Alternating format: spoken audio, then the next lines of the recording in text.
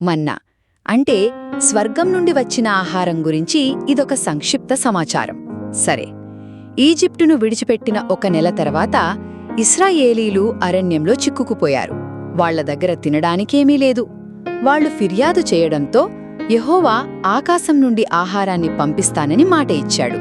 మొదటిది, అసలీ మన్నా అంటే ఏంటి? అది ఎలా ఉండేది? అది నేలమీద మంచులా కనిపించే తెల్లని పలుచని పొరలా ఉండేది. దాని రుచి అయితే తేనెతో చేసిన పలుచని రొట్టెలా ఉండేది. ప్రతి ఉదయం ప్రజలు ఆ రోజుకి ఎంత అవసరమో అంతే సేకరించుకోవాలి. ఎందుకంటే ఎండ తగలగానే నేలమీద మిగిలిందంతా కరిగిపోయేది. రెండవది, రోజువారీ నియమాలు. ఇక్కడ దేవుడి ఆజ్ఞ చాలా స్పష్టంగా ఉంది. మరుసటి రోజు కోసం అస్సలు నిల్వ చేసుకోకూడదు.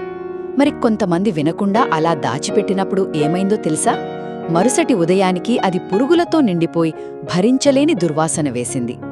ఇక చివరిగా సబ్బాతు రోజు జరిగిన అద్భుతం.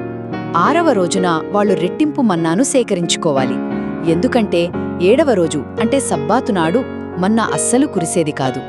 మరి ఆ రోజు దాచిపెట్టింది ఏమైంది? అద్భుతం! ఆ మన్నా పురుగులు పట్టలేదు, దుర్వాసన రాలేదు, తాజాగా ఉంది. ఈ విధంగా ఇశ్రాయేలీలు అరణ్యంలో ఉన్న 40 సంవత్సరాల పాటు యెహోవా వారిని అద్భుతమైన మన్నాతోనే పోషించాడు.